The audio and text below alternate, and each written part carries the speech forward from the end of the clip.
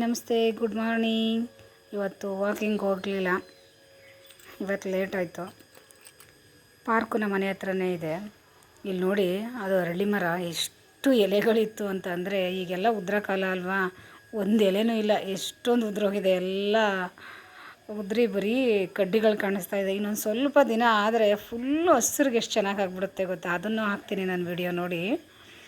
ಈಗ ಒಂದು ಎಲೆನೂ ಇಲ್ಲ, ಇನ್ನೊಂದು ವಾರ ಆಗಿಬಿಟ್ರೆ ಎಷ್ಟು ಎಲೆ ಇರುತ್ತೆ ಮರದಲ್ಲಿ ಅಂದರೆ, ಪ್ರಕೃತಿನೇ ಆ ಥರ ಅಲ್ವಾ.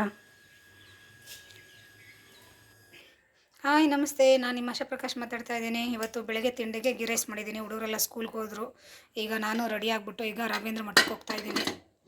ಇವತ್ತು ರಾಘವೇಂದ್ರ ಸ್ವಾಮಿ ಅವ್ರದ್ದು ಹುಟ್ಟಿದಬ್ಬ ಇರೋದ್ರಿಂದ ದೇವಸ್ಥಾನಕ್ಕೆ ಹೋಗೋಣ ಅಂತ ಬೆಳಗ್ಗೆ ಬೇಗ ತಿಂಡಿ ಮಾಡಿ ಮನೆ ಕೆಲಸ ಎಲ್ಲ ಮುಗಿಸ್ಬಿಟ್ಟು ಈಗ ಅಲ್ಲಿ ಹೋಗ್ತಾ ಇದ್ದೀನಿ. ಅಲ್ಲಿಂದ ಬಂದಾದಮೇಲೆ ನಮ್ಮ ಪಕ್ಕದ ಮನೆಯಲ್ಲಿ ಒಂದು ಫಂಕ್ಷನ್ ಇದೆ. ಫಂಕ್ಷನ್ ಅಂತ ಅಂದರೆ ಅವರು ಮಲೆ ಮಹದೇಶ್ವರ ಸ್ವಾಮಿ ಪೂಜೆ ಮಾಡ್ತಾಯಿದ್ದಾರೆ. ಮಹದೇಶ್ವರಂದು ದೇವ್ರು ಕರೆದ್ಬಿಟ್ಟು ಅವ್ರ ಮನೆ ಊಟಕ್ಕೆ ಕೇಳಿದ್ದಾರೆ, ಅಲ್ಲಿಗೆ ಹೋಗಬೇಕು.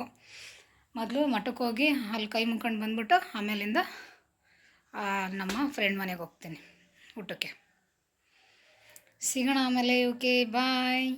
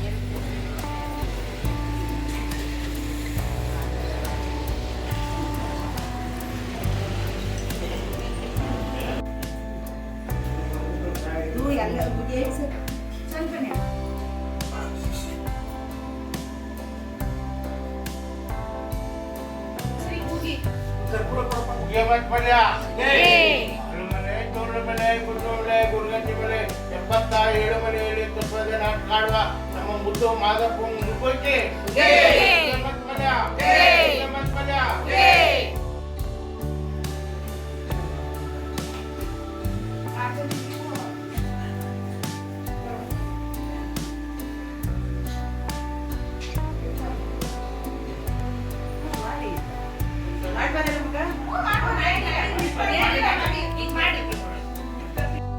ಹಾಯ್ ನಮಸ್ತೆ.